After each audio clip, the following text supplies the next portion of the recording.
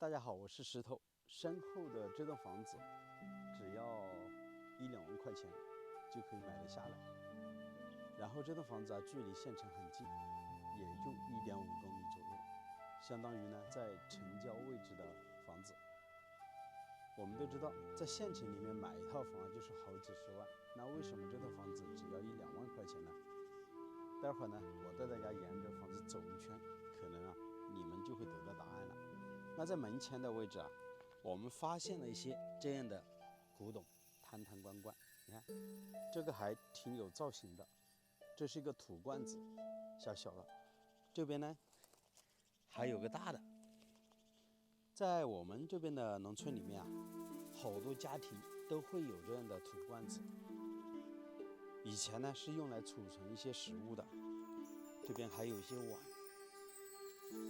这个有点像那种青花瓷碗，都是古老的一些物件了。那今天我们要看的这栋房子它的占地面积将近是有500来平，然后独门独院的房子，背后就是2片的山石当中形成了一个夹缝，房子就建在这个夹缝当中。其实从风水的角度来说，这栋房子可能是一栋零头水。所谓的零头水，就是下雨天所有的雨水都是从房屋的背后这样子直接浇过来的，相当于就从房屋的背后冲过来的。那这样的房子也算是一栋类似于无依无靠的房子，相当于它的背后靠山都是空着的了。我们都知道，建房子必须要有靠山，对不对？门前再好的视野，背后都要有靠。这栋房子两边的这个山石还是挺漂亮的。左边稍微矮一点点，右手边更高一些，这边的山石更陡峭更高，植被非常的丰富。房前屋后都是一些大乔木，然后那边还有一片竹林。那我们现在就走进这栋房子去看一看。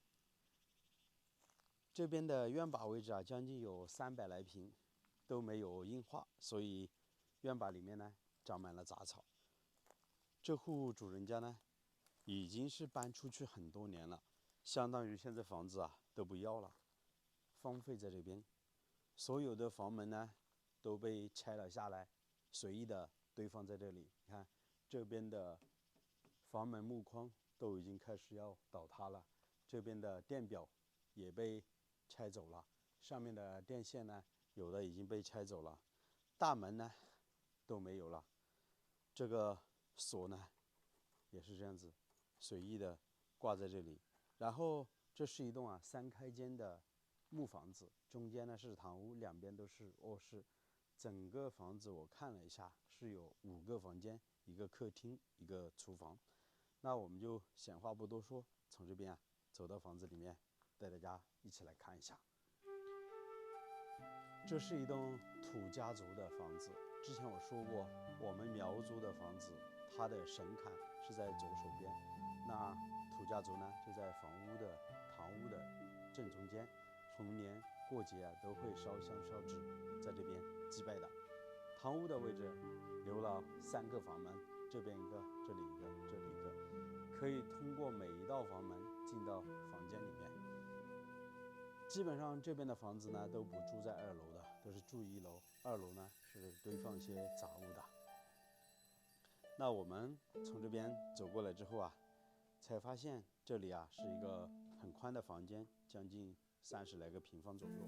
然后这两边的墙板都被拆走了，以前这里应该是一个卧室，背后是用砖结构砌的一面墙，上面是用石灰涂抹了一层白颜色的。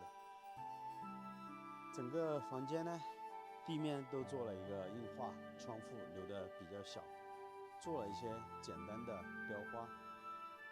由于这栋房子它的顶部是没有做吊顶的，所以房子显得很通透。当然这样的房子到冬天就算把墙板装起来也是特别的冷。上面没有装修，所有的风吹雨淋都会到房间里面。然后房子呢是背靠着这个竹林还有这些树林所建，两边的山势呢都特别的高。刚才我们说到了，这栋房子呢是一栋临头水的房子，从这个角落是可以看得到的。然后这边呢是两片山呢自然形成的一道峡谷，一下雨呢，所有的雨水就从山里面流下来，直接冲到这栋房子的背后。所以按照我们来说，这样的房子呢是不适于人去居住的。房屋的背后有几根春木，还长得挺高的。然后这边呢还有些柚子树，那边呢还有几棵桂花树。待会儿呢我们再走过去看一下。先看房间里面。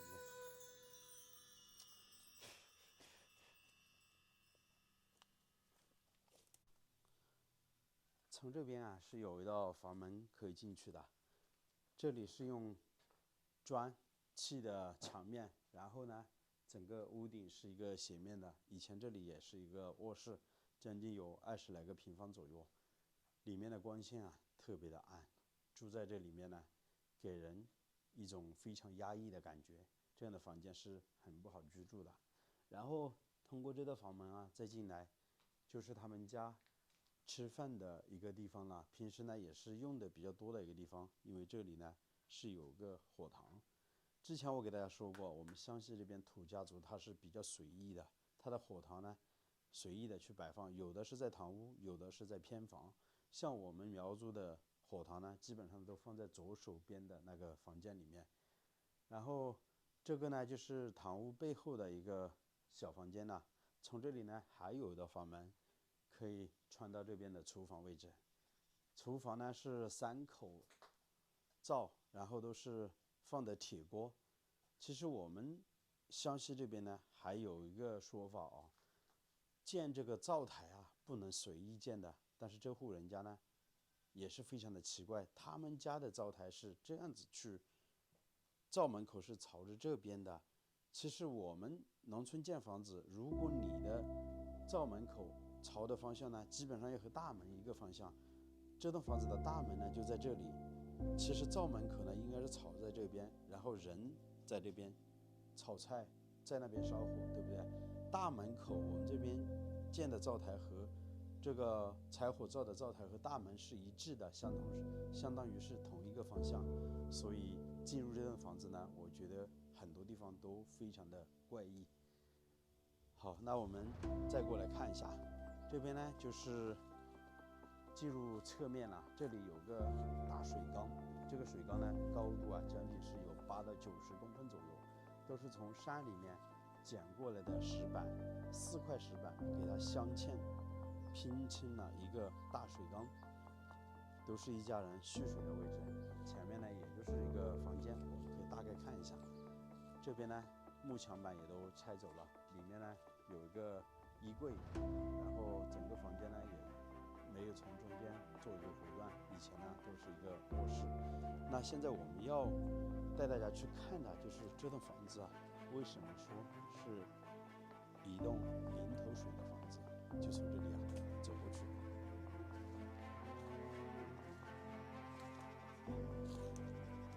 刚才我们说的是一点都没有错，看这边就是一个峡谷下来，然后呢所有的雨水一下雨就直接冲入房子的这个背后的砖墙，相当于是在一个狭缝当中建的房子。我们都知道建房子一定要有靠山，没有靠山的房子是不能够住人的。而且我也发现房子的背后这边是连着有3座坟，非常的矮。这3座坟墓呢是并排在一起的，中间呢是在了对方，这里有一座，这边有小一座，这个呢这边是不怎么用的，用的石头放在前面，砌的这3座坟墓属于房子非常的危险，有周遭这家人住在这里，没有车。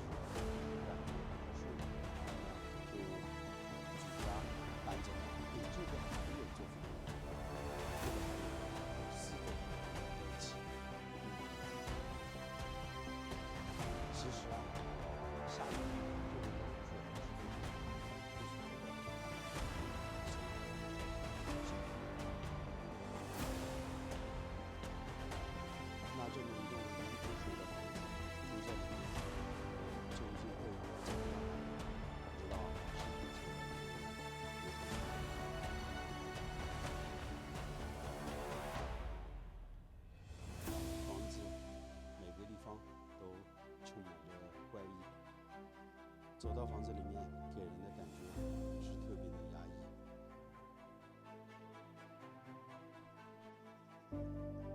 刚才我说了，这边是有4座坟墓并排在一起的。其实啊，这里还有一座坟墓，那这里还有一座坟墓，相当于房子的背后啊是有6座坟墓的。视频也拍完了，如果让我在这边居住的话，我是不敢住的。虽然这栋房子啊距离县城只有1公里多，交通也是挺便利的，可能呢多方面的原因嘛，造成了这户主人家呢举家搬走了，房子呢就荒废在这边。